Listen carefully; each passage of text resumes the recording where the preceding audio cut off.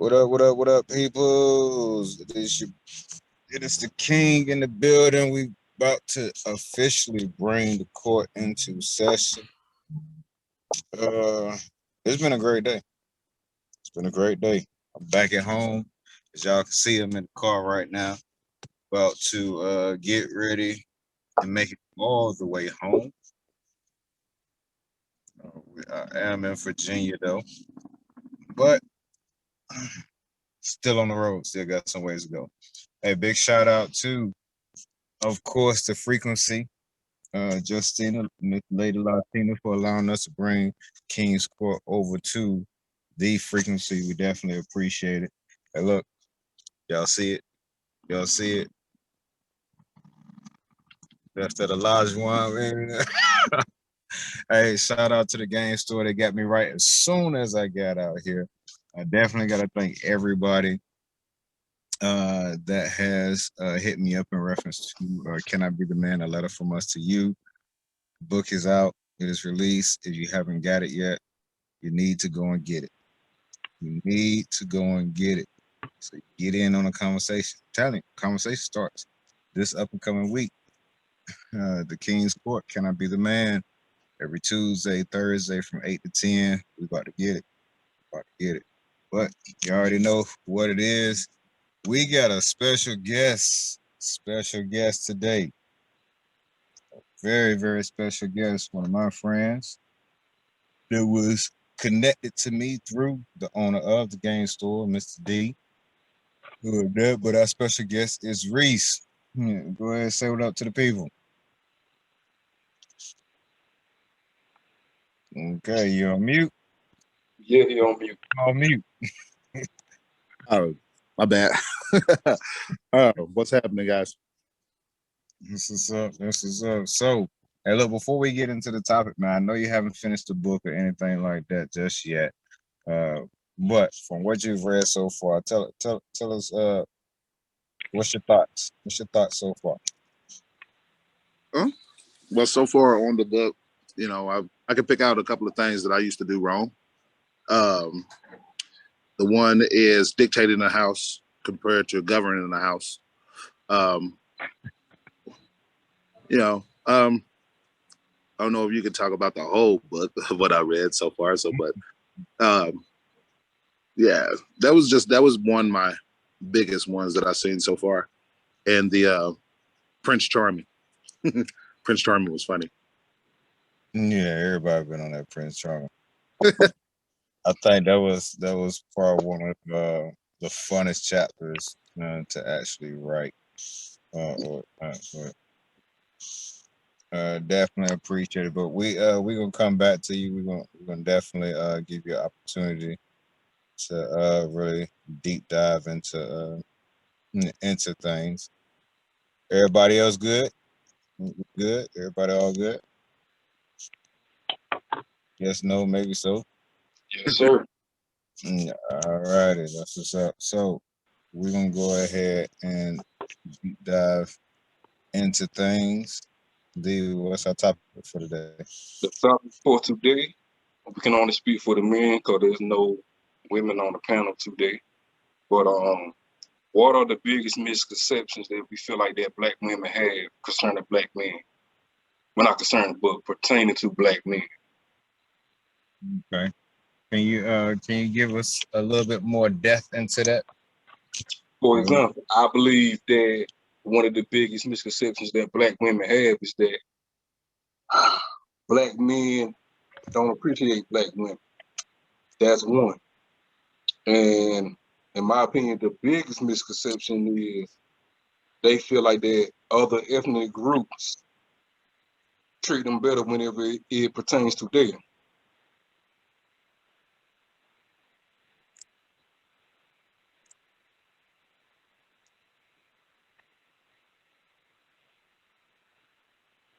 Okay. I don't know what happened on my end, but I lost it for a second. The last thing I heard was ethnic groups. Okay, let me say it one more time. I believe that the biggest misconception that Black women have pertaining to Black men is that other ethnic groups treat Black women better than black men do whenever it pertains to dating. That other ethnic groups treat black women better than we do. Yes. This is Yes. interesting. This is, hey, look, I'm going last. I'm going last. Who want to tackle it first? Matter of fact, Reese, you're the special guest. Go ahead. Give us your thoughts.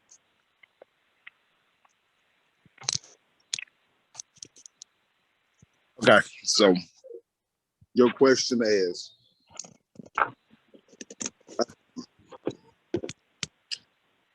now say that question again, D. All right. What is the biggest misconception that black women have pertaining to black men? What I think one of their misconceptions is? Yes. Yes, sir. Okay. That all black men are deadbeats or game players or cheaters. That's the number one misconception to me. Okay. And I'll pause mine with that. I like. Can we elaborate on that? Anybody want to elaborate on that? Because that's a good one right there. That's a good one. Well, I think that systemically, there's been so many different components put in place to devalue the man. Okay, so you have those things that are in place factually. So for decades, women have had the option, the potential for what a brown man can offer his brown woman, or a woman for that matter, it's infinite. But women typically filter their logic through their emotions, as I said. And when you filter your logic through your emotions, that really suppresses your long-term view. And when you have an option put in front of you that this amount of money is guaranteed to come at this time of the month, and these benefits are guaranteed to come at this time of the month, I'm not saying that women are more apt to want to take that, but it looks a little bit more like a guarantee to them. And when men have hardships in terms of trying to secure a job or find their niche in terms of a career, our women are impatient. When you'll have, you could just statistically look, a brown man who has a college degree makes less than a white man who graduates from high school only. And so you have the wealth gap that's in play. Opportunities are, as you can see, you got people that go to school and get these degrees, and they come out and they can't seem to find their niche and find their careers. So they have to settle doing jobs that they could have gotten when they got out of high school. And you have all of these different components in place. And so the misconception is that men, that brown men, they can't get it together, when this whole time, and the way that it was before feminism took off and all that other stuff like that, was our women have been our amplifiers. You ever have a sound system? It sounds really good. You hook it up to an amplifier and it takes a whole new level. See, that's what our women have always been for us. They've been, I mean, Neo said, man, I'm good all by myself, but like a force when we together. It's because women are magnifications, if you will, of what a man can be. And when the roles got discombobulated and everything like that, and men were kind of pushed out of the roles that they were normally holding down, and when women start assuming those roles, this is why you have the lack of faith in us men which in full turn, this book is talking about, can I be the man? It stems from that. We're asking, can we be in the situation that we're supposed to be in? And can you just have a little bit of faith in us? So I think that's the misconception for us there, because it's totally not true. Because I know you guys have heard about black magic, you know, us nigger rigging, if you will, things that we can come up and we can create so many different things or whatever the case may be. But that government option has really been killing us as a community, man, in my opinion. Not even in my opinion, just factually speaking.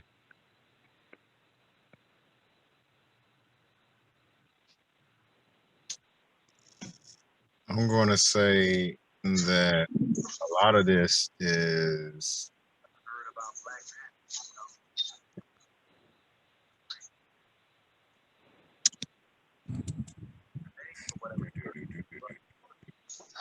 can y'all hear me? Can I be Yeah. heard? All right. So I'm gonna say that a good portion of this is that cooler talk.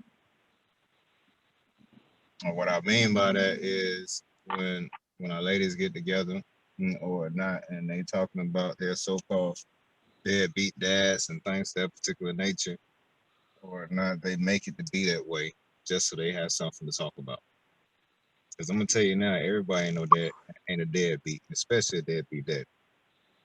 Some of y'all ladies out here, or not, is putting y'all the daddy through the ringer, and then portraying like that joker is a deadbeat. Trust me, I know from experience. From experience, and it's not a whole lot of truth into it at all. One of the misconceptions that I want to throw out there is this one right here. That we are not natural born leaders, and we are. We are.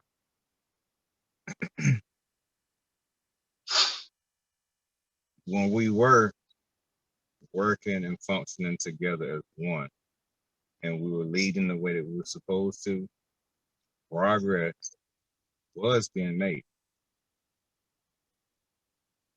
And then a lot of people like to confine us to this last 400 to 500 years, not really realizing that there is not one country on this earth that we didn't rule at some period of time, that our ancestors didn't rule. Everything it is that you see and that you be in awe of, majority of our people built that junk. Period. You know, the people that are leading right now, or not, it was our ancestors that taught them. And that's just what it is. They wouldn't even found this place had it not been for us. So that's the misconception that I'm gonna throw out there. And I'm gonna throw my joint on mute. And I'm gonna let y'all jump into it. Chris, Trail, B, what misconceptions do y'all have? I'm gonna let Chris go first.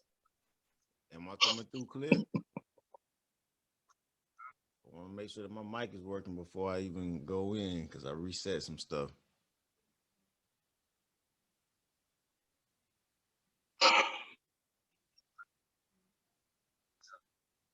All right, well, while you getting that together, once again, as I stated in the topic, I honestly feel like the biggest misconception is they feel like other ethnic groups treat Black women better than we do. I definitely want to say it's fiction, but I can understand the premise sometimes. I do get it, especially when in media. I was on somebody live earlier today about an hour ago, and she was talking about how the radio, television, all this stuff program the Black man to mistreat the Black woman. And that's a fact, 100% fact. But outside of the media, it's just one of the things I, as a black man myself, I can't say that I've been perfect in treating women in general. But as far as my preference and being at this age now, I definitely will agree that other ethnic groups don't treat black women better. Like, it really just boils down to maturity at the end of the day.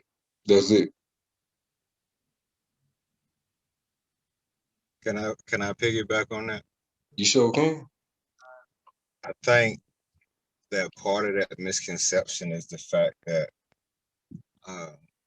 they respect other ethnic groups more than they do. That is what I'm going to add to it. They respect other ethnic groups more than they do us. Sad thing to say, sad way to actually put it. Oh, I'm breaking all the rules right now. They would say that's a misconception on their side. Let's think about it though. But now let's look at what's presented. Let's say, I'm gonna say 7 times out of 10, who is a boss when they go to work? The white man. Somebody other than us, right? That's a fact. The people that police our communities. Somebody different. Somebody different than us, right? Majority of the places that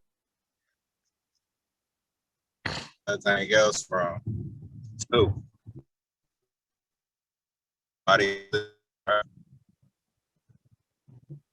When your phone breaking up. They show up, come down to the workplace, and for the life of me, I'm never gonna really truly understand it, because your boss compared to us is 2 completely different people, and I don't understand how your boss can get more respect than what we do.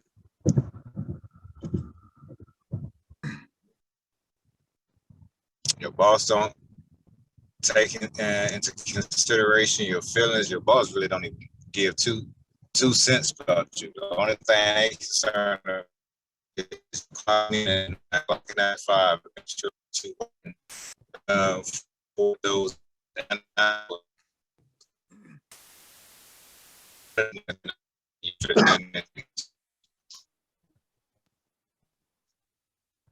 just let you know your phone breaking up bad.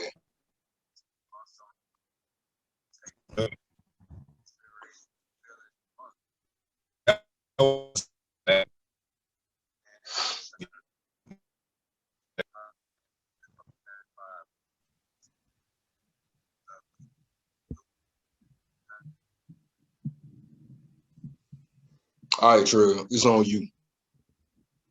Wow, I mean, because it's hard. Y'all done take everything I had. That we are abusers. You know, we don't know how to raise our kids, or that we don't support our kids. Some don't. No, you can go ahead and join in. Nah.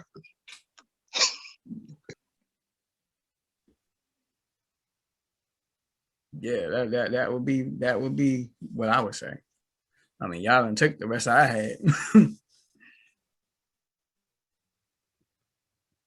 And what your boy say? Yeah, tell him to go and join in. Cottrell, I want to piggyback on that because I want to use myself as a testimony and a real life experience. Okay. When people see the so-called black man, they got these preconceived notions about what he about and what he is trying to do. A lot of times people, they look at me when I approach them one way, and then they're pleasantly surprised when I open my mouth and I start to speak and I start to give off what I have inside. When we start, I'll use myself as an example. I was married when I was in college, and I had a child, and things did not work out with my ex-wife and I. Hence, that's why she's my ex-wife. And because of the stereotypes and everything of that nature, she went to the police. She scratched her face up. She told the police that I did it. Ooh. I wasn't even right. Right. I wasn't even in town, and she did this. And these scratches were fresh on her face.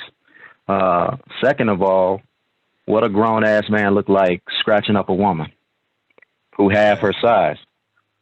So because she went to the police and she said I did those things, they automatically put a warrant out for my arrest. And so many times in my career, I've been qualified for positions and it's held me back. And how do I know it's held me back? Because those things have been verbally stated to me as, this is why we can't move you forward, because this right here is on your record. Not that it was what I got accused, not that it was what I was charged with, it's what I got accused of. And you can say, you know, that's why I really don't approve of when somebody's going through something and no evidence have been put out. That court of public opinion is already detrimental. Look, it's crimes that happen in the white neighborhoods, the Asian neighborhoods, the Latino neighborhoods, and the black and brown neighborhoods. But guess what? Which one is television worthy?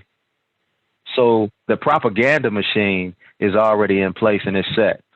You look at the things that Deshaun Watson is going through right now. Look how long they've been talking about this, right? But what's that white cat up in Seattle that beat his girlfriend up? That got about 35 minutes of pub and it was over. And he's back on to his regular life. And so you have all of these different components that feed into the narrative about us. And so that's why we're thought to be monsters. That's why we're thought to be savages, animals, abusive. When in fact of the matter is, nobody understands the black woman better than the black man. We going through the same things they going through.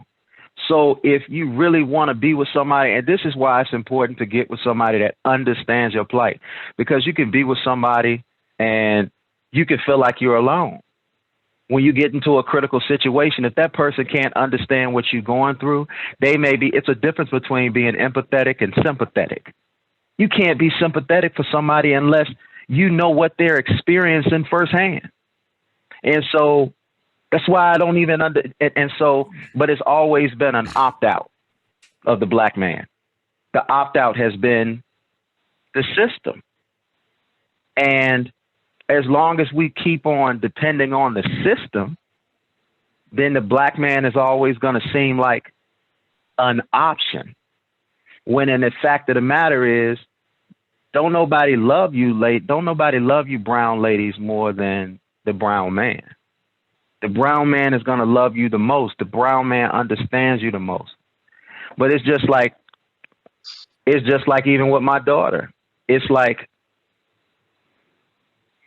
the woman can take the daughter away from, in this society right now, you know, my baby mother, she essentially had all the authority to be able to keep my daughter away from me. And I couldn't do anything. I went to the courts. I got all of my rights. They told me I could see my child when I want, this, that, and the other, blah, blah, blah, blah, blah. And guess what? All of those things and all of those thousands of dollars that were spent.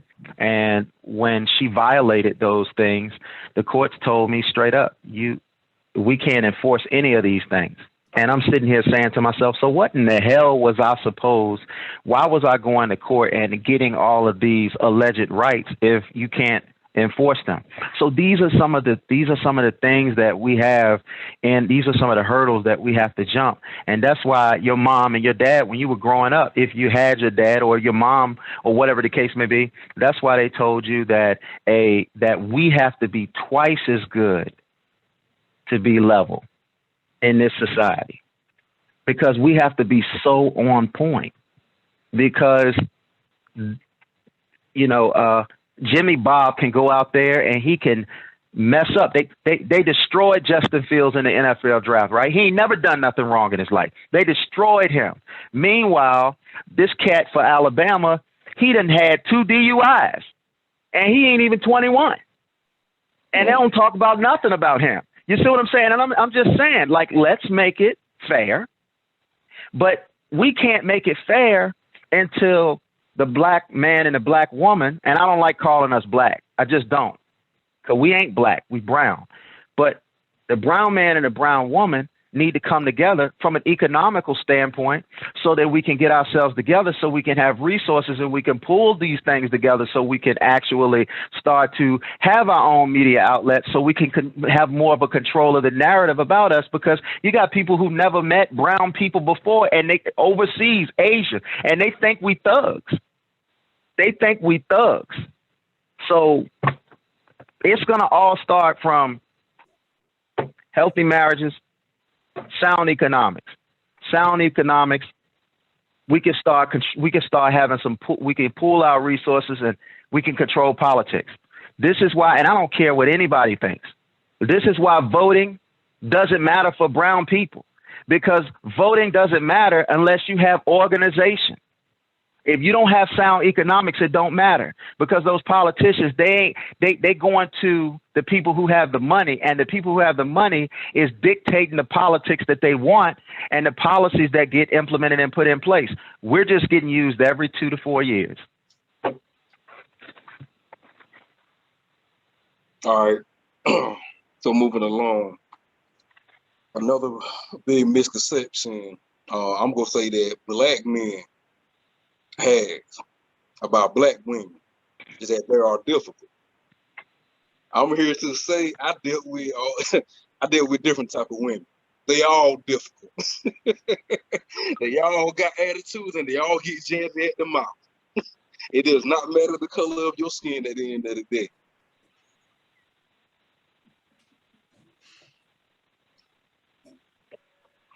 Yeah, I agree with you. Yeah, definitely agree. But our women, I mean, I'm not trying to make excuses for our women, but our women,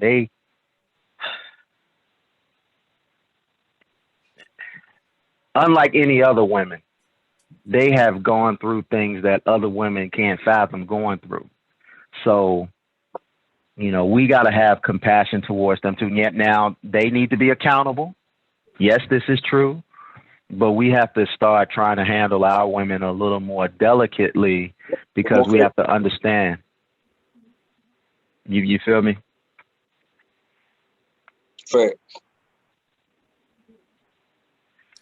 And I think that's going to go both ways for both the women and the men, because we have to have a way to handle each other, to where we respect each other on that same plane of, even like, it says in his book, we have to come back to where we are both again on equal sides and not one above the other, because some of us are still looking at us like, we are ahead and not together, like it says in his book, and that's what we have to start remembering and looking at. So we have to come back to that way of knowing that, hey, this is not I'm not above her. This is my helpmate. She's here to help me. And if I'm not, and like you says, I can't be what I need to be unless you there what you need to be. And if you're gonna work against me, then how can I be what I need to be and you working against me and everybody else is working against me? All right, so Troy, let me ask you this question. Mm-hmm. Since you are a very religious and spiritual person, what is that called whenever y'all on the same playing field in a spiritual sense? what is it called? We're together on in the spiritual sense. I would say that's a healthy relationship. You are a healthy. I don't want to say household, but yeah, I mean it's a healthy household because I mean you're not looking at as you know we are above each other. We're looking at as we're working this out together, and if we're working it together, you know, when if you want to go into spiritual, Okay, when it says hey, when the two, when the hold on. two, uh-huh. I'll put it to you like this: if this was Jeopardy, that was the incorrect answer. The answer I'm looking for is equally yoked. Oh well, I mean, I was going there. I was going there. That But is the issue. Now, I want to. Look, I want to piggyback off that, but I'm just saying, you know, which is true. We're equally yoked. I mean, because when two, you know, I was gonna say when it says when two walk together, they can agree because they're yoked together. And so if they're walking together and we're doing the things of the household together, it's not me against her. It's not she against me. It's us against the world. You know, so we're running this together. We're doing this together. So in that sense, there's really no conflict. There's no battle with us because we're doing everything that we know to come together and fight against the world. all right, so let me ask everybody this question then. So, why do y'all feel like that relationships don't last now? With what you just said, why do you feel like relationships don't last now? Because one, somebody is always either not in the right spot and trying to get to a different spot, and they're not really coming together and having them conversations. There you go. Conversation needs to be had. So because conversations are not being had, and I mean conversations from the moment that you start to feel like that, okay, this is the person I really want to be with. This is the person I really want to spend the rest of my life with. They don't have that communication is lacking. So right. whenever you start to feel it, relationships are not hard. Especially whenever you learn to effectively communicate, they're not difficult. So with that being said, whenever you start to feel like that, you bumping heads with your man or your woman, whatever sexual preference that you subscribe to, your man and your man, whatever, it don't matter. Your woman and your woman. I'm saying all that to say, when you start to feel like that you bumping your head, it's the fact that y'all not equally yoked. It's not supposed to be that different. Let me ask you a question. I got a question for everybody. And I have because I think a lot. All right, a lot of people don't, and I'm gonna throw myself under the bus. So many times because I came from a church background, I heard equally yoked, equally yoked. But does anybody know what a yoke is? Mm-hmm. Get into the farming aspect. Because I think sometimes, I'm not even joking. I think when some people think of equally yoked, man, they think of some eggs or some shit. Yeah, they don't know about the yoke. They ain't country enough. They don't know what a yoke is. And I mean, if right. a yoke is, it's like a scale. It's like a balancing thing that you carry on your shoulders. And if it's going to be equally yoked, that means that you got a proportionate amount of weight on both sides. So where I think relationships don't really work is because one of the people in the relationship is carrying way more weight than the other person is carrying. Okay, so when you say why does relationships not work, it's because it's too much weight being carried by one person. You know, I'm one person and you a whole nother person. And you want me, and I'm gonna speak on the man side, okay? So probably in the last 50 or so years, women have changed more than men have changed. Okay? Women have come out of the house and they starting to do modern things, and they starting to do and involve themselves in things like men are. And so women don't want to come back in the house, right? But the modern woman want the same thing as a traditional woman wants. and that is they want a traditional man. They both want traditional men. But the problem is their expectations makes things, it sets the stage for being unequally yoked, because she wants you to go out there and she wants you to make 6 figures or more. And she wants you to come and clean that damn house up, and she wants you to cook half the meals, and she wants you to split the house duties halfway, and she wants you to do all of that stuff halfway. And what I'm saying is, if you are a real go-getter out there as a man or whatever the case may be, when you come home, yes, you're supposed to spend time with your wife and your children, but not as much time with your wife and your children as she would spend with the children and in that house, because you're spending so much of your day outside of the home, bringing in tools and resources into the home that can be used for the home.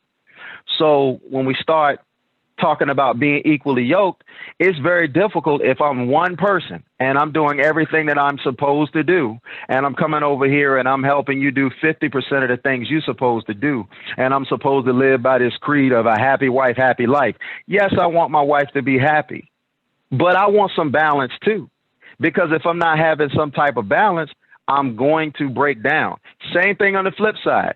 You have some undeveloped men that put too much weight on these women out here. These women have to go home. These women have to go out here and work 8, 12-hour shifts, and then they have to come home, and she can't even get in the door real good. And he's saying, "Baby, what's for dinner?" Right. After he paused Madden. So we got to find balance here and understand that marriage is work. It's rewarding work, but it's work. And you need to have a mindset every day when you wake up. What can I do to serve this partner of mine? And she needs to have the same mindset. What can I do? No tit for tat. No, I did this for you, so it's your turn to do it for me. You should be giving everything that you got, because the number one institution on this earth is marital enterprise. So it's it's the most rewarding. It's the thing that's worth living the most for. Relationships and family. I mean, all of the other stuff, even in Ecclesiastes, if you're a Bible reading person, Solomon said that all those things that he acquired, the this, the that, the so on and so forth, the ravines that he built, the slave women, the slave men, all of that stuff was chasing of the wind. It's fleeting. The most important thing is your family. Mm-hmm. So if that's the most important thing, then it would behoove you, if you will, you need to make sure that you are giving that your life is reflective of sowing into your partner and sowing into your institution called marriage. And that's why marriages are not working today, because it's not equally yoked. And don't nobody know what yoke is half the damn time they talking about it. Can y'all hear me? Yeah. Yes, sir. Go ahead. So I'm just gonna throw it out there, right? We are not equally yoked, and there is no balance, because we have gone away from our roles. Literally. We played this thing like things weren't equal, when in all actuality they were. It's not by happenstance that men have a shorter life expectancy than women. It's not by happenstance. But we look at the fact that from a physical standpoint, or all the things that they actually do within the home outweighs what it is that we do outside the home. When the reality of it is, it's always balance each other out. It's always has. And until we get back to it, and the reason why we're having such a hard time getting back to it is because of the misconception that we're, as men, in competition with our women, and we're not. Not in competition with our women whatsoever. But that is what has been portrayed, that we are. Competition breeds more competition. So they become in competition with us. Because we had freedom, being able to leave and go out of the home every day, things of that particular nature. That was, what's the word for it? Appealing to them. It's appealing to them. And now it's become a requirement. It's become a requirement. And it shouldn't be at all.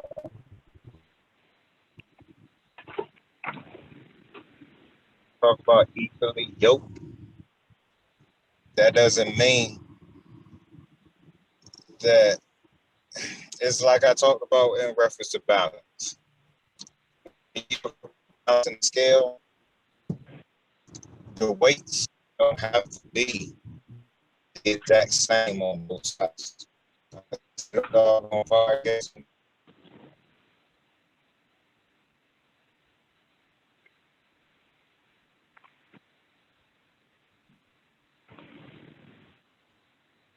So we have the monkey see, monkey do. You got a 25-pound weight on your side, just one. I want just one on my side. Not knowing that we was balanced the entire doggone time.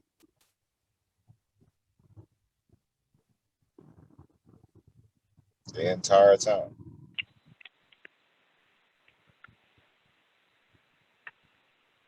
So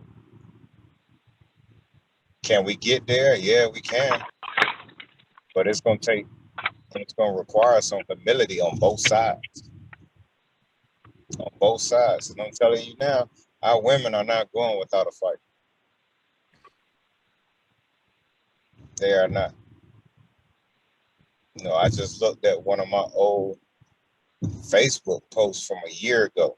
A year from literally today.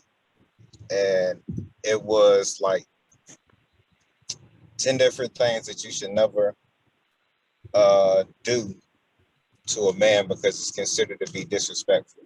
I went back and I looked at the comments and everything else.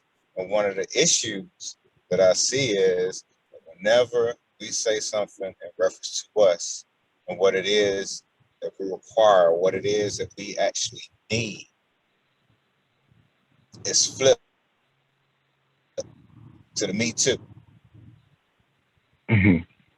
We had it a couple of weeks ago, but we was up here talking about being peace. We need you to be. We need our women to be our peace. Somebody jumped on. Yo, what about us? We need peace too. We're not gonna get nowhere like that. We just not. And quite frankly, I'm waiting. Because I know what it is that we actually doing. I know exactly what it is that we doing. We pulling our men, we holding them accountable, we living up to the truth. I want to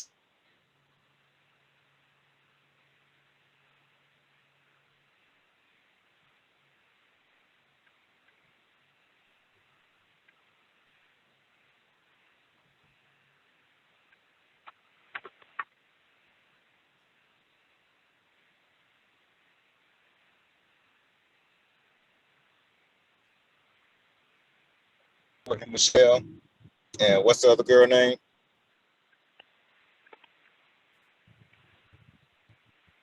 Hello? Thing Say it again? clicked out till you said Michelle. That's when they came back in. What was the other girl name?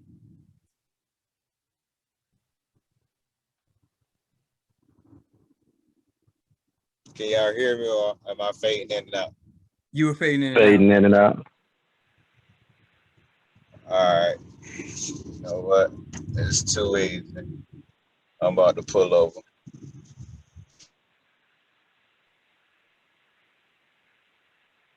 Can y'all hear me? Yeah, we hear you. Yes. Oh, okay. Just making sure. I got some settings I need to change. I haven't chimed in yet, but I'll wait.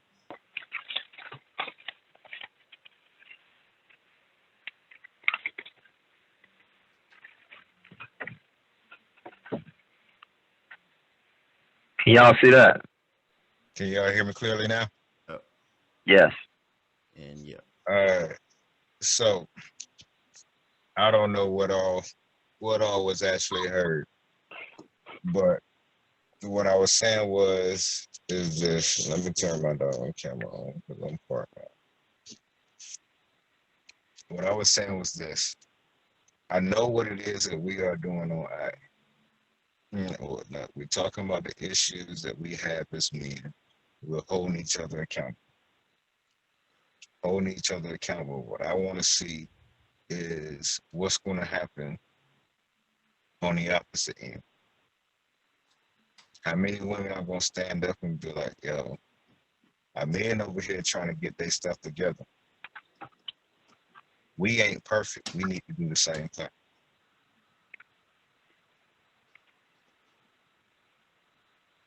And what I see happening is the exact same thing in the video that you sent, Chris, with I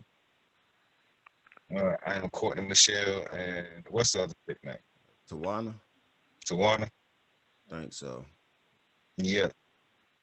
The battle that them jokers had is what it's gonna be. Yeah, those are two extreme dynamics in the female group. And well, the female sphere, the woman sphere, I guess you could say.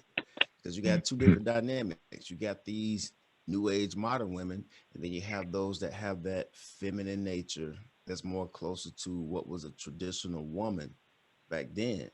And that's the biggest battle we got right now, because a lot of what's being argued right now isn't that men are out of place, is that women have accepted this BS notion that they deserve more when they had everything.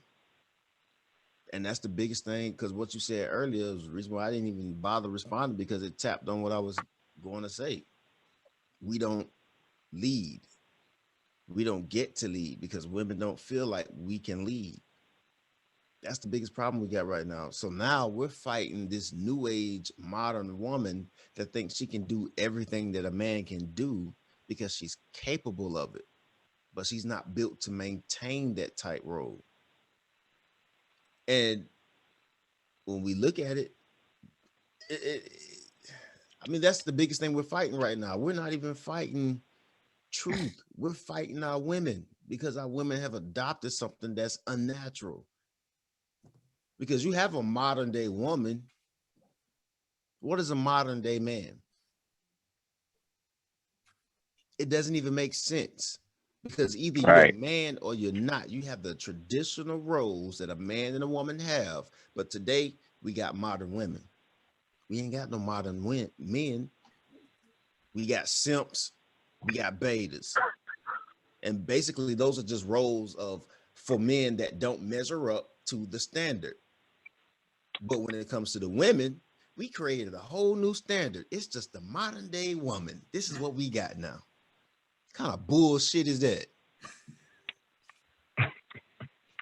You create a whole new standard for women, and they argue all day. I deserve this. I'm independent. I'm this, I'm that. I got my degrees and my career and all this other stuff. But what a man got?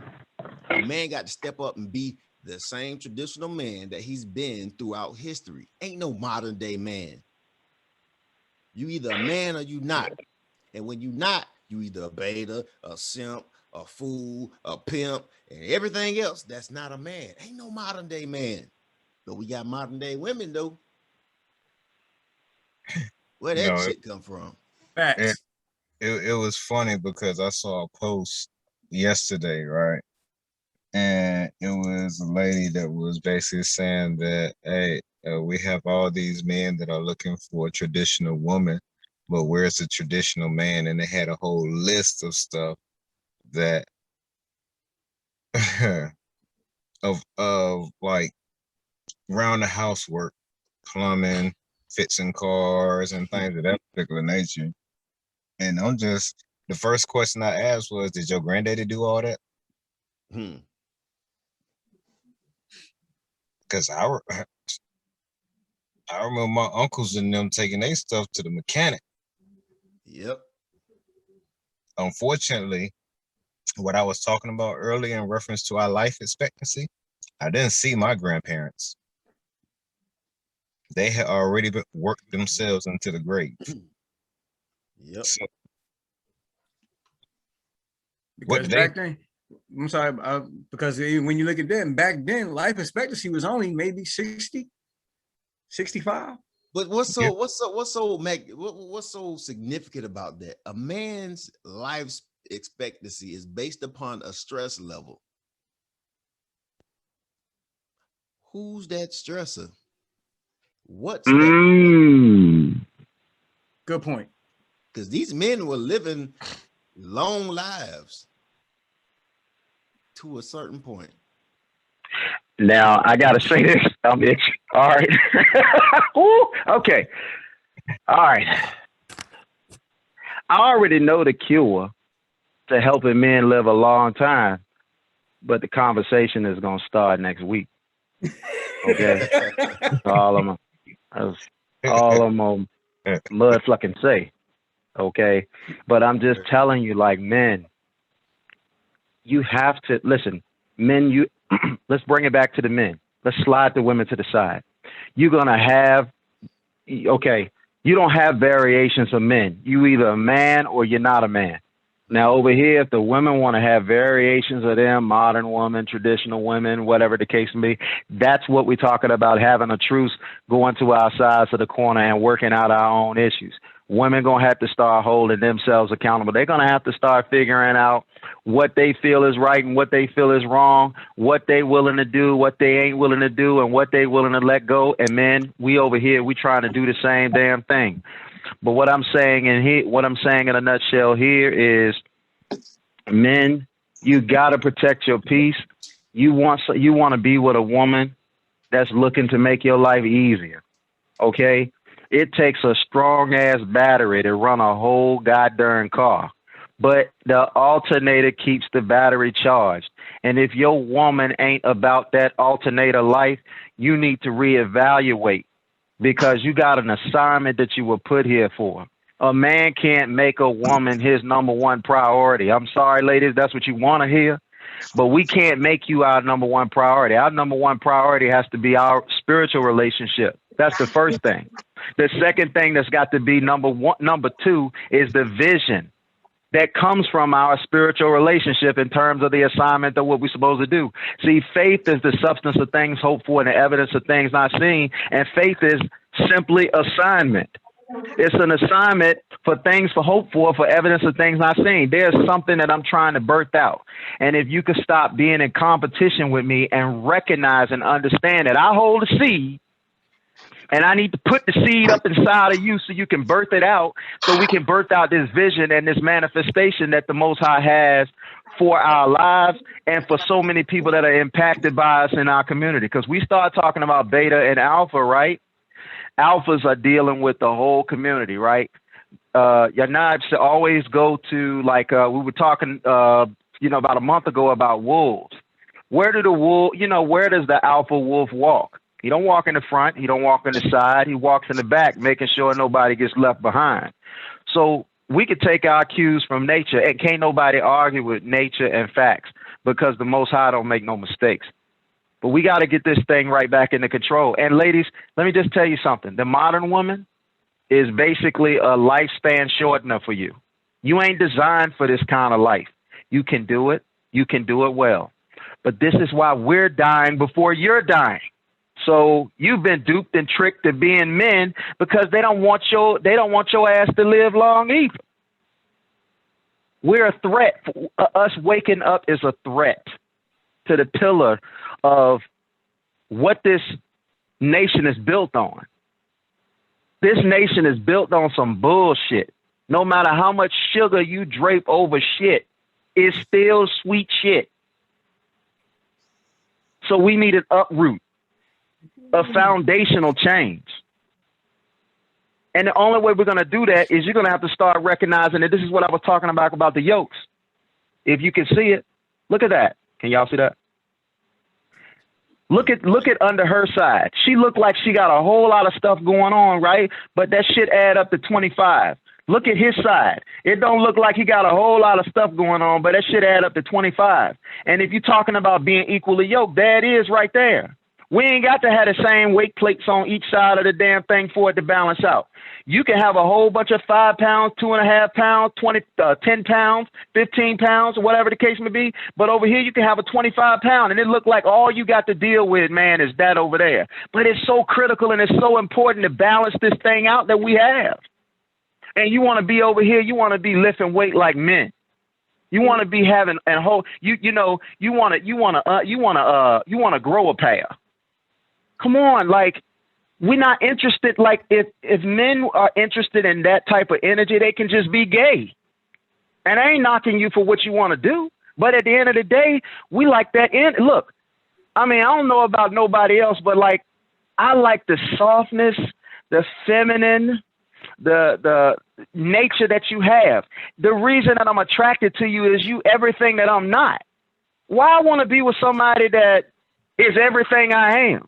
I ain't trying to pull out and be like, yeah, and she pull out and she go, yeah. I ain't trying to do all that. You understand what I'm saying? I like the feminine nature. I like the feminine nature. And you, yeah, nigga, you shit, man. Look, that's true. That's true. You. That's the thing I like about what you just did, because that when you look at how it says a yoke, it says a yoke is shared between two animals.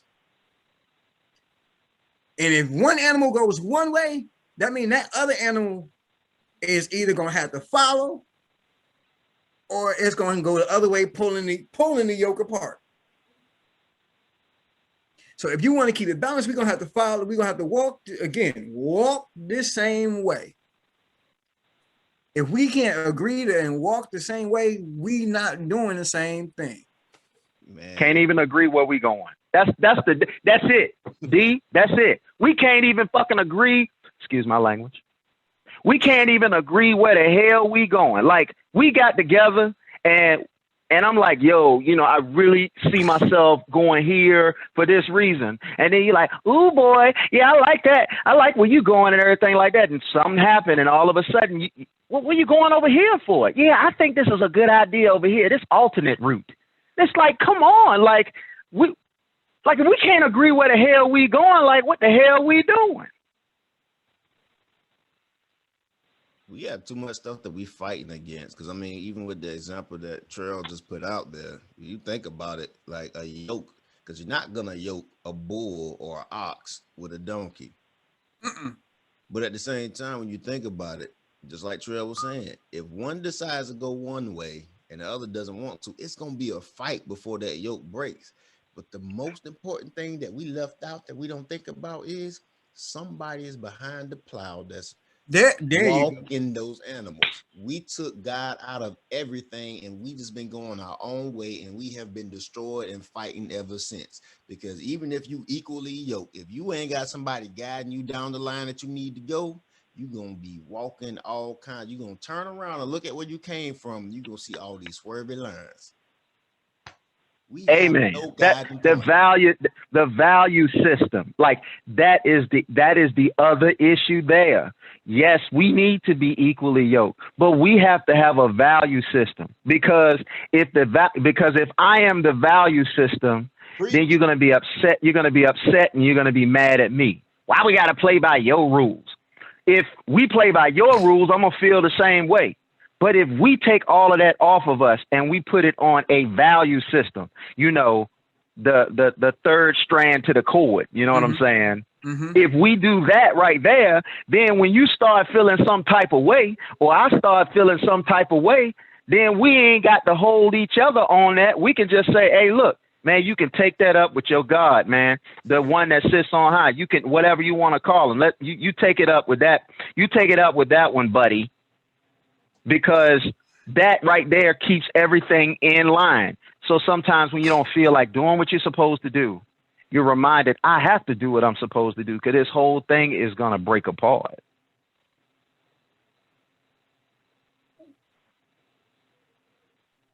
Gotta have that third strand. Oh my God, gotta have that third strand. I love that movie. What was it? With Morris Chestnut and what's the name, when he asked the wife, you know, are you still looking to God? Are you praying? Are you doing all this other stuff? You know, they have, and he asked me, he said, when y'all got married, I wrapped y'all in a 3-strand cord. Are you still looking at that third strand? Mm-hmm. When we don't have that third strand, and when we don't have that, like you said, that value system, no matter what we do, no matter how we do it,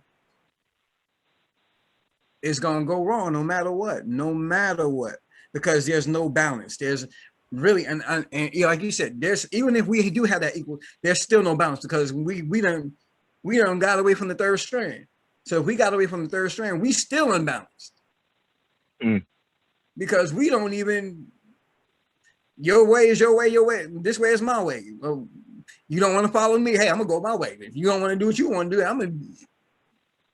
we got no way of knowing without that third strand of what we need to be doing, because one, we're not playing together, we're not eating together, we're not doing nothing together no more. And which is why we have the family relationships and family values that we have now. We don't sit at the table no more. We don't eat together no more. We don't talk about the day. We don't talk about the day no more. We may come home and, hey, babe, yeah, all right, I'm gonna be in the room. Sorry, y'all, I skipped breakfast. All right, honey, you know, and we go our own separate ways. So there's no eating there's no coming together, eating at the food table no more. Saying how our day went. So it's almost like we don't even care anymore. As long as we get things done that we supposed to get done, okay, we good. And it's not. I'm a true understanding knowledge of that one. When you get to a certain point, yeah, it's gone. It's gone. Gotta have that third strand cord. Gotta have that third strand cord. And that's what's gonna keep all of the things that we are even talking about today at a bay. Because once we have that third strand and once we get these other things right going together, we'll learn to come back to that family value. And that's what's going to keep all of the stereotypes away. That's what's going to keep all of the other things.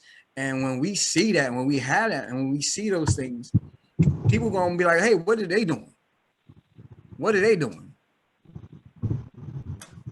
We gotta come away from being unbalanced together. We cannot move. We cannot live. We cannot do nothing. This is a perfect, well-oiled machine. And just like you said before, Lee, I like that. You know, it takes a battery doing, but if that alternator's not running, that battery ain't doing nothing. That alternator stops, that battery stops.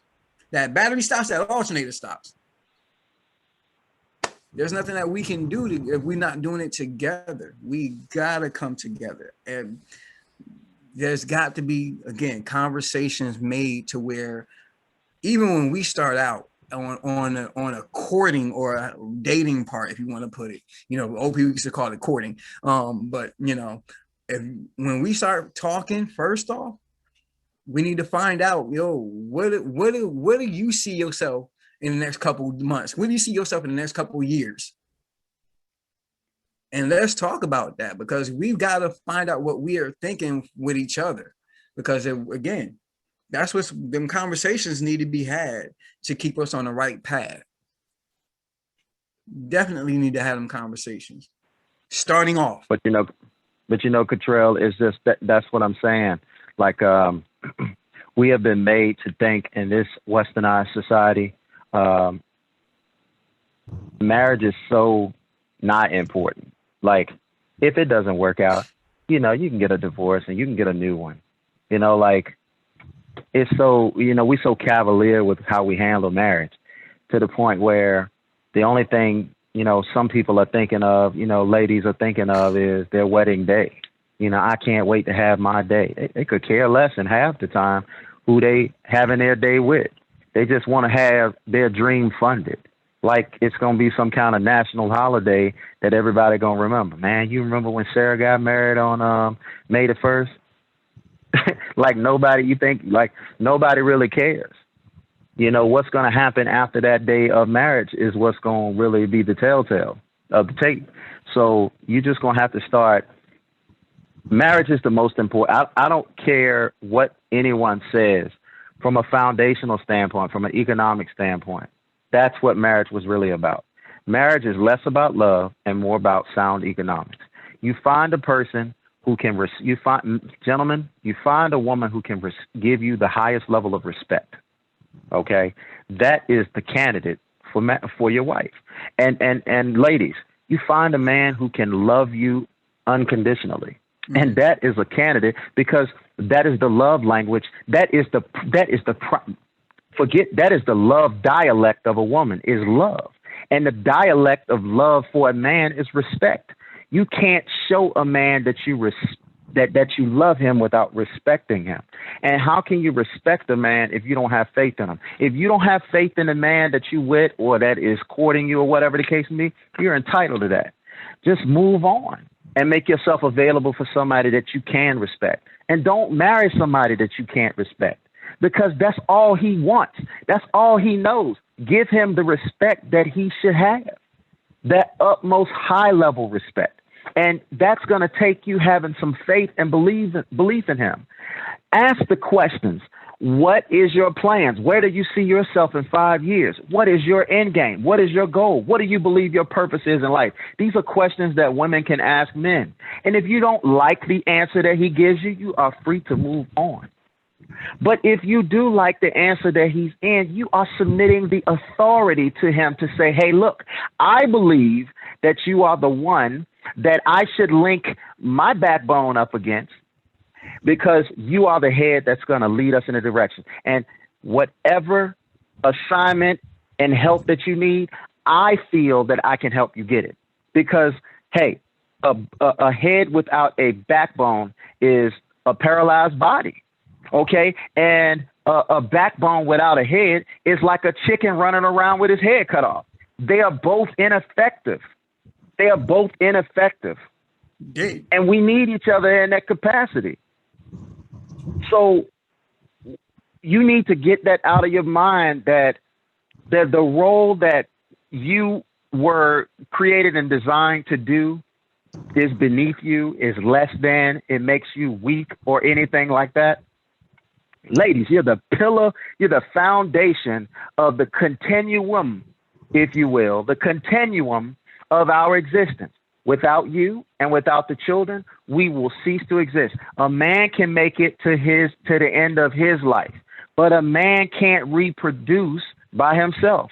Okay? So we need to understand the power that you have, the life force that you have. You are the channel from the spirit realm to the earth realm. And even if you don't believe in the Bible, the Quran, and you are atheist or whatever the case may be, you're going to have a value system with the person that you are partnering up with.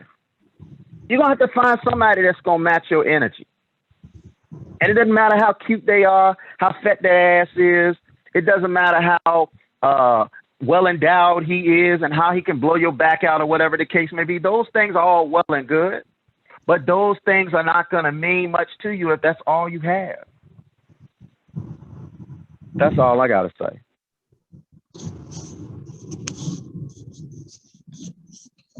Can y'all hear me? Yes, sir. Okay, I just want to make sure. On the topic of misconceptions, right, which is how we got to this point. I think one of the biggest misconceptions that we have in reference to our melanated women is they don't know how to submit. I think that's one of the biggest misconceptions that we have. It's not that they don't know how to. I think is they're afraid to.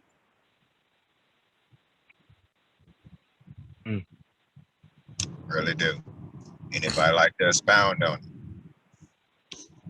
Say that one more time. I said that one of the biggest misconceptions that I think that we have towards our melanated men and women, women, melanated women, is that they don't know how to submit. I don't think that it's a issue of not knowing how. I think that they are afraid to. They don't want to. Don't that Something right, that Lee said earlier. It was one of the points that Lee said earlier. I kept my camera out because I was eating some pizza, but women look at submission or their duties as a woman or their role as a woman in a relationship as slavery. And men look at women as undeserving of the love that they supposed. So each way that each side is supposed to show love, one sees their side as slavery, the other one sees the other one as undeserving of their love in the way that it's supposed to. And that's the problem we have right now. Wouldn't that still boil down to fear, though? I think it would be a little bit of skill versus will. If you want to put it in, and if I can put it in that way, we sometimes say, if you say I don't know how to, are you willing to learn? Are you willing to go? Let's say it like this. You know how they say in the Bible that older women teach your younger women. Are the younger women willing to go and learn from an older woman? Hey, how do I do this? How do I submit? How do I do this? Because even in doing that, you're taking away that fear. Because now she has to go and ask, and once she learns it, then she can go and do it on the other side of having it for doing it towards a man. So now that fear is gone because you know how to do it now. So now that you know how to do it, are you willing to do it? I don't even think it comes down to them not knowing how, because we see them do it every day. Right. Yeah, like you said, because there's the thing when you go to work and everything like that, how. So again, yeah, it comes down to them. Are you willing? Are you willing?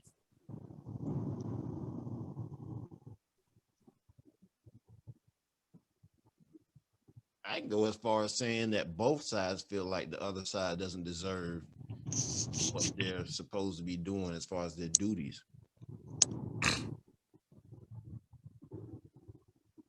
Because I can't say that women aren't afraid to do these things.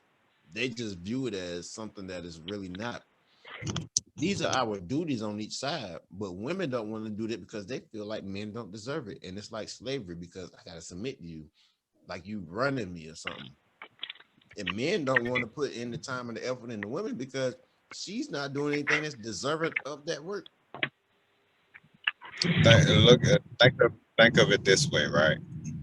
So independence is a definite hot topic within the female community, right? You can't be independent and submissive at the same time. You can't. So the reason I say fear, right, is because of that notion of losing that independence,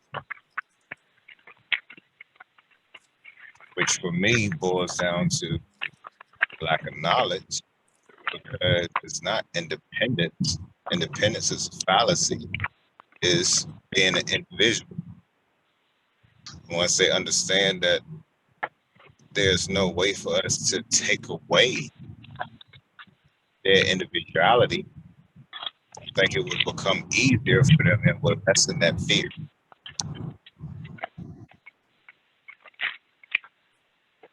All right, so let me ask you a question. So I'm gonna throw a little monkey wrench out there. If I'm wrong, tell me I'm wrong. So I know we talked about the past. Well, 2 weeks ago we were talking about I think last week too, about being mediocre. So I know that y'all saying that black women respect other men easily with no problem. But what have black men did to put themselves into a position to be respected? And let me say this. The reason why I'm phrasing the question like that, because it's what we talked about 2 weeks ago. When we were talking about going 50-50. I feel like that there's a lot of black men don't really put themselves in that position to be respected. I know that there's some women that, okay, once again, on the same person live. I'm using that as a reference, and I'm using somebody else that I personally know. It ain't that black women don't want to be submissive to black men. Some of it, it's not even the fact that they want a 7-figure man, or we could go say a 6-figure man. It ain't about that. It's some of this basic stuff that black men lack as far as relationships. Some of them cheat too much, they lie too much, they don't want to come home like that, they don't want to pay a bit. They do want to do 50-50 most of it. They just provide mediocre results. So with that being Nothing to said, do with the man how though. many men, I know some black men myself. You want a woman to follow you, and you get mad when she don't want to follow you. So it's kind of like the whole Kevin Samuels effect. That's what she was going on about today. That they felt like that he be going too hard on women. He don't respect women. Yada yada yada. Some of it is cringeworthy. Some of it is funny. Some of it I feel like he is telling the truth. But once again, you got to find a value in yourself. But with that being said, as far as black men, you go get some woman that's going to follow you. But the thing about it is, what kind of caliber of man are you at the end of the day? We are the right caliber man. I'm gonna say this. This ain't got nothing to do with the man, because let's look at this situation. How many men are overlooked and have been overlooked in our community so many times because women look for and choose what they desire. It ain't got nothing Right. to do with the man, Mm. because how many men we got in our community that's doing so good? Because we can ask, what is the black man doing to be worthy of that? What is the white man? What is the Indian man? What is everybody else Let me doing? ask you this question though. Hold on, good point. But let me ask you this question, because this is the issue that I have. It ain't even about what you say. It's about in society. Period. What's your definition of doing good? Say again, What's your definition of doing good? being able to The reason why, maintain the life. reason why, and the reason why I'm asking you that is because I hate when men and women say that, especially women, they be like, such and such is a good man. They distant. I'm like, what's your definition of good? What are we talking about here? And that's the thing. They're selecting based off of their definition of good, because how many men are being overlooked that's actually got enough to maintain life? Because let's look at the numbers that Kevin Samuels puts out. Kevin Samuels puts out numbers based off of places that he know of. This is how much you need to be able to support a family of this size in this place. I got 4 kids. I have a 3,400 square foot house, $303,000. I make maybe close to $6,000 a month. All of my needs are being met, taking care of 3 kids and 2 adults just off of my income. Wife ain't working right now. But let's say somebody calls in, he might say, hey, you need to be making about 80 to 90 to $100,000 in North Carolina. But I'm making it off what I have right here, and we're not struggling. But for a woman, if you look at the narrative, look at how many people are calling in and saying, this is what I want. This is what I need. I want a man that's making this much and can do this and this and this and that. They don't need that.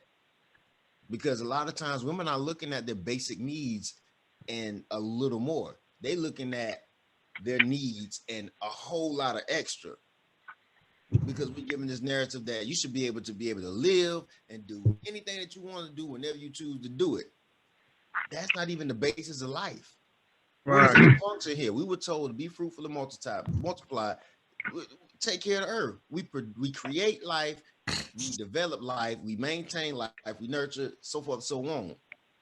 But we're given this narrative that we gotta have this and that, be the ballers and all this other stuff. And if you ain't doing this, you ain't jack. But how many men you got over here that's been overlooked because a woman wanted this man because he looked right, or he talked right, or he did this right? I felt this when I was around him, because everybody wants this Holy Ghost experience when they meet a man, and that's why they missing out. because ain't no man in any other culture doing anything different than us in our culture. But we're giving this propaganda of the black man is terrible because the only thing that's put out in media and everything else is the worst of our culture. And us men like us sitting here that know that we doing what we need to be doing, taking care of our duties and responsibilities of men and holding men accountable are overlooked all the time. Now, given we all married, whatever, most of us are all married, and ones is not get to pick and choose what they want because of the caliber of man that they are, which we have better pickings in this area than some other spots. But I'm about to say, ain't that me? in all honesty, there's nothing different because the same statistics that we have for our community are happening in the white community. Because just like we got niggas and we got black men that's doing well, you got trailer park trash and rednecks and high caliber white businessmen. Every culture has its own thing, but we are the only culture that's being propagandized and put out there like we shit. Because when we on the camera, we is shit.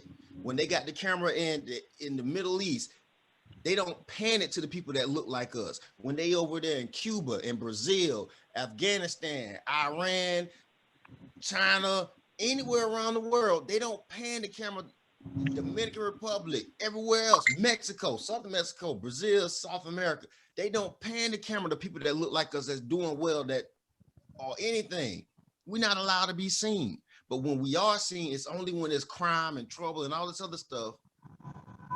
And we the most attacked and we looked at like we some bullshit. Point blank, period.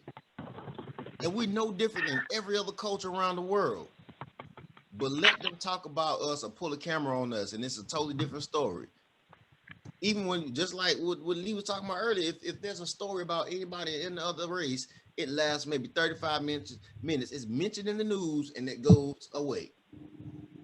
But our shit be on there like it's the damn the Chauvin trial, weeks and months and years online, just down and down the line.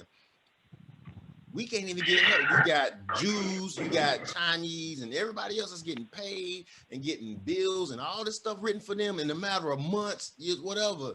But we got 200 plus bills that was written for us as far as anything with lynching and anything revolving around that, and now one was passed. Let me say this, and if this come off graphic, sorry, not sorry, but men, it's gonna come back to us. We're gonna have to watch where we stick in our dick. That's the first thing. Okay, so like, I don't care if you've been with one woman, 10 women, 100 women. Guess what the kitty do for you at the end of the day? It make you release, right? You think that one is going to be a magical unicorn to take you to fairy dust land and have you in some type of euphoria that you've never been to. But at the end of the day, it's going to help you provide a release. Okay. And it can come with some drama too. So the first thing that we need to do is we need to zip our pants up. That's the first thing. The second thing we need to do is we need to focus on working on ourselves. See, when you looking in the trash, all you're going to find is garbage. So there's some garbage women out there. There's some good women out there. But you can't sniff good women until you put yourself in a predicament where you can have them as your option. And so the old saying is, women can have any man they want and men have whatever they can. Well, that's because you haven't done your due diligence to make sure that you are reaching your full masculinity. And full masculinity consists of a number of things.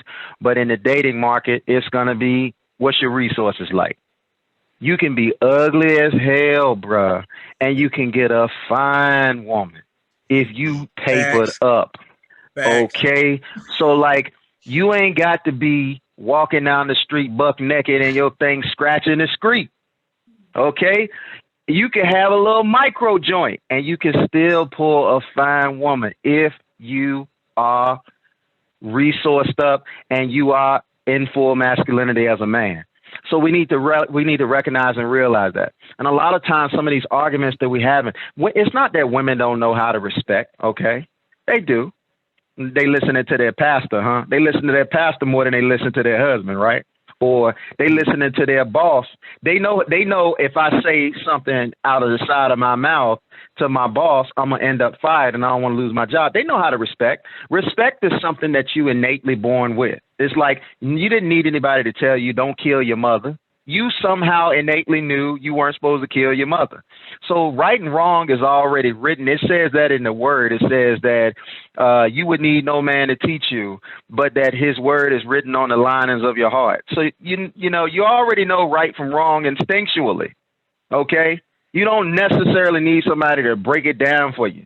Wrong just feels wrong and right just feels right. We need to zip our pants up. Okay, and we need to be focused on the energy that we need to take our energy and we need to focus on bettering ourselves and putting ourselves in a situation. Because I'm going to tell you just like this, man, you get into 18 years old or whatever the case may be. If you took the next 5 to 7 years to focus on putting yourself in the best possible situation, what if I told you that by the time you're 25, 27 years old, you could have a magical life for the next 40 years thereafter? Would you focus for 5 to 7 years on getting yourself right? Because I'm telling you right now, when I was at Ohio State, it wasn't no such thing as going out and finding some girls. Oh, no. Them girls was throwing the panty drawers at you like you were running from them. And it was ugly dudes on the team that was running from girls. Because if you look like you about something or you going places or whatever the case may be, they're going to attract to you. The scriptures say, keep your mind on him, he keep you in perfect peace. All things added unto thee, good measure, pressed down, shaken together, running over, men given unto your bosom. That means all of the things that we going out there and chasing, I hear dudes be like, yo, I'm paper chaser. I'm a paper chaser. When you were created to attract paper.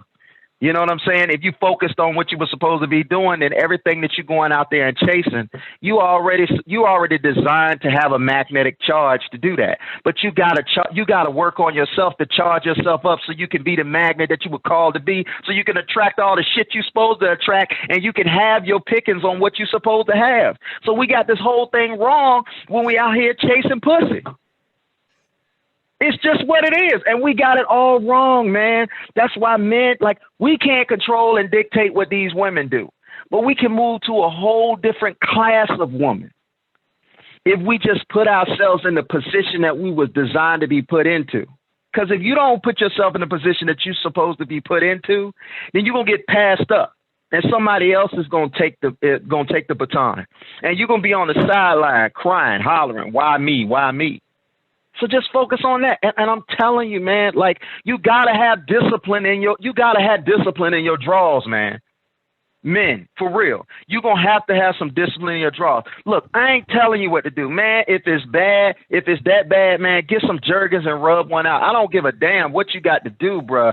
But what I'm saying is you're going to have some discipline. And every time you see a piece of ass, you can't just jump up and be like, God almighty, oh my, look, boy, you see her ass, she got to do it. You can't be like that. This is why we are effed up. And you talk about the narrative about us and everything like that. You want to change that narrative? You get these economics right. And you start working together with other men.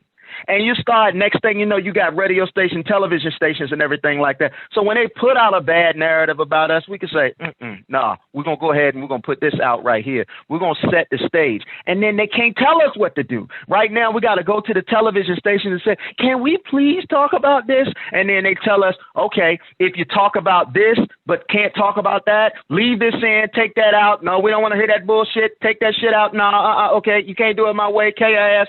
And then we say, okay, yes, sir, massa. Yes, sir, massa. We'll do it your way. And we put ourselves in that situation because we are economically putrid.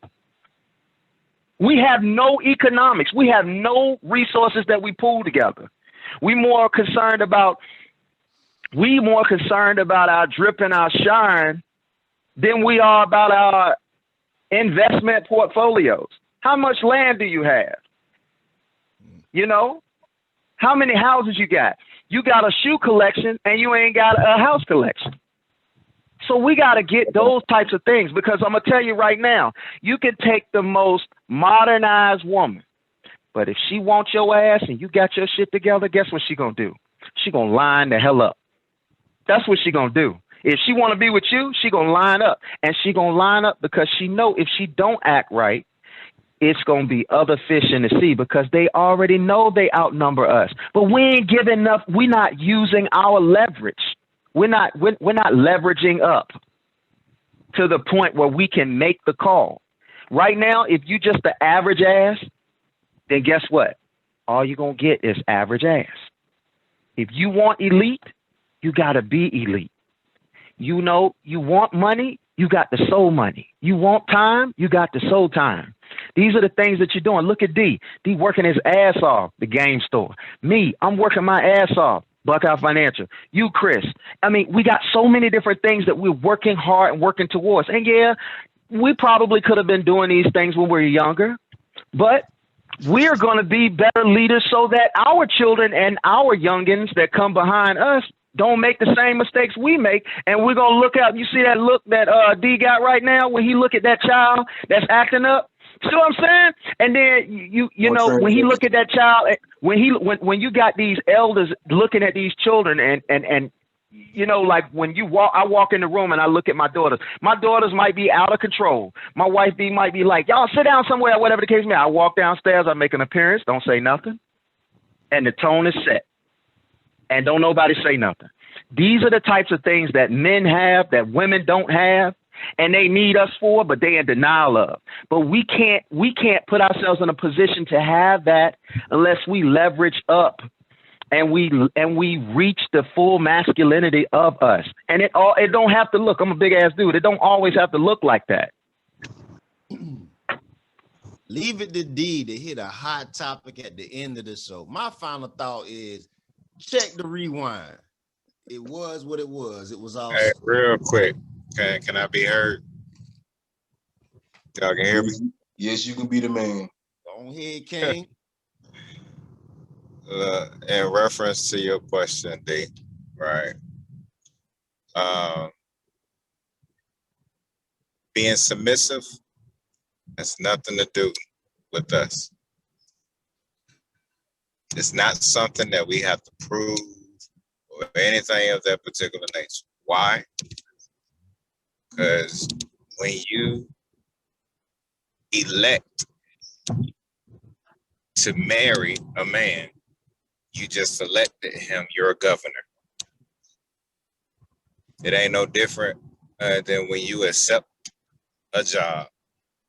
You are literally submitting portions of yourself to that individual.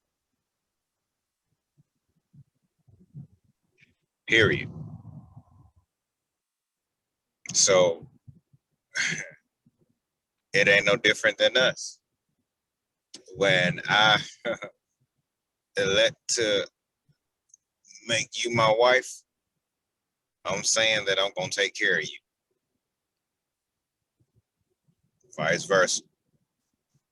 Mm-hmm. It's literally what it boils down to. So this having to prove it, no. If I have proven myself to the point where you are willing to say I do, then I shouldn't have to prove myself anymore. That's true. That's if you're getting married for the right reason and having them conversations. I was just about to say that. The issue is that we have a lot of people that's out here on cloud nine getting married and not going through the process like they should be. Like they should be. They don't talk about their finances. They don't talk about how they want to raise their kids together. They don't want to talk about their outlook on life. They don't talk about their spiritual similarities or differences. None of that. Nope. This whole Prince Charming thing. We in love. We gonna get married. Yeah. That's what it is. But I think that should be our topic for next Saturday. Say no more. This is what we gonna talk about. I think that should be our topic for next Saturday. You know, everybody has the book now. Everybody should have had an opportunity to at least start reading it. let's go ahead and start dealing with some of these conversations that we've been shying away from. I'm not talking about the trigger series. That's something completely different. What? That's something completely different. But I think we need to go ahead and start tackling some of them seriously. Yeah. So, hey, look, you already know what it is.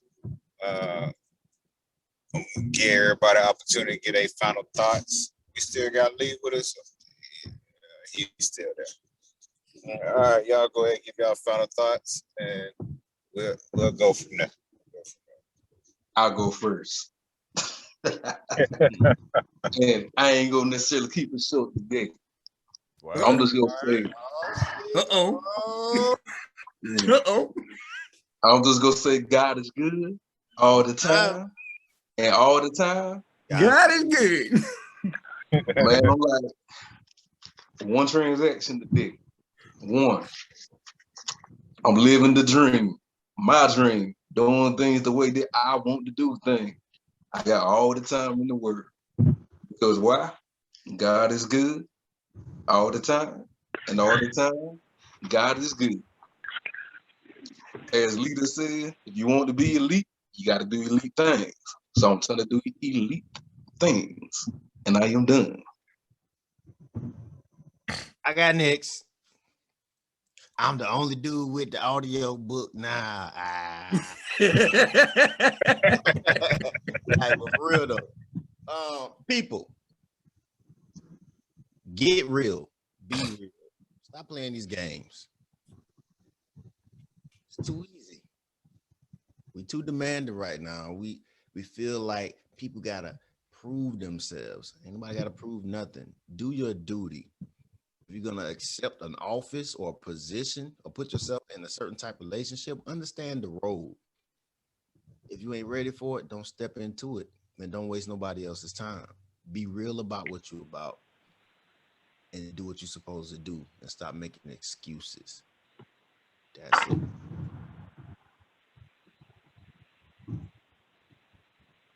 Trail. I'm gonna just say, conversation. That's just me, right? Yeah. I'm gonna just say conversation. Have them. And when you have them real. Have real talk.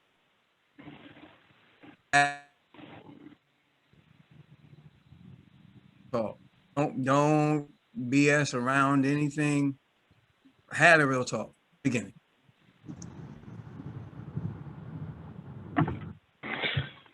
I'm gonna keep it short today, baby, because I already said what I said.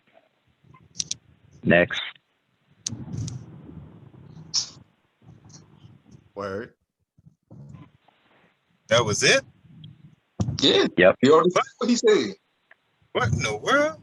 Hey, he said he ain't gonna tell you again. He said what he said already. Said what he said. Okay. Okay, big dog. All All right. So my final thoughts is this, right? At the end of the day, all the preconceived notions, the misconceptions, and more importantly, the assumptions that we have in reference to each other, we need to get rid of them altogether. That is the reason why you're always hearing us talking about changing the narrative. We got to change the narrative. And one of the first things that we need to do is get rid of those preconceived notions, the misconceptions, and like I said, the assumptions. Everybody know what assumptions make you, right? So let's get rid of them. I just said that to somebody. We got to get rid of them altogether and be able to build from there. Be able to build from there. No, we serious about this thing. We serious about getting better and improving ourselves as men so that we can be the men that y'all need us to be. Literally. but we need the same in return. We need the exact same in return. We need you, while we looking in the mirror, we need y'all to look in the mirror as well. For real, seriously. But you already know what it is. Definitely thank everybody taking out the time to sit back and join in on this conversation. I'm going to apologize to the panel or not. I talked about setting the standard and things of that particular nature. You see what it is that I'm actually doing. Driving what I'm not supposed to be doing. So I apologize to everybody on the actual panel. Make sure that next week I am stationary and I am stationary moving forward. But you got legit reasons, so you ain't no need to apologize to us, man. But, Love the fam. That's literally that's just what it is. It's just what it is. But again, I got to give a big shout out to Frequency. If y'all don't know, Can I Be the Man, the early morning show, the King's Court, every Tuesday, 8 a.m. to 10 a.m. Mountain Standard Time, every Tuesday and Thursday. We have the same discussions. Hey, we got a surprise for y'all, man. It's already set in stone. July. This panel is going on the podcast, on the radio station, on Saturdays. Hey, just get ready because we're about to have a whole lot of fun. And we're going to tackle some of these big issues. So get prepared. If you haven't already, Can I Be the Man? A Letter From Us to You is out all over the place. The audio book will be out shortly. I can't wait. Period. But make sure you go ahead, get it so you can get in on the conversation. Again, big shout out to the game store for looking out on the jersey. Y'all make sure y'all hit a man up. He got it all. Not only does he have jerseys, but he done came out with the shoes. Now it's over with. It's over. It's on lock. Big shout out to Ateamtv and to all my 18 brothers, period, man. Look, we love y'all. I'm so serious, man. It felt good coming back to the East Coast, being able to see a good portion of y'all. Not the ones I didn't see, I got y'all on Monday. But big shout out to Buckeye Financial. Y'all already know what it is. Anything finances or insurance-wise that you need, and go see him. Then of course, Tailor-Made Productions. I don't even need to say anything. All I'm gonna say is Steeped in unadulterated vitriol and unfathomable agony. What could ever so much be done to mend the wound so deep-rooted inside of? Oh, y'all heard it. Y'all heard it. Hey, look, I definitely got to give a shout out as well. I wish I was actually stationed there so y'all can see this picture of my man James of Mac Art Creations. Look, you need a logo, painting, drawing, anything of that nature. That is the man to doggone hit up. That is Mac Art Creations. Make sure you write it down. Check them out on Facebook. But outside of that, or not, we got to get up out of here. King has spoken. We out.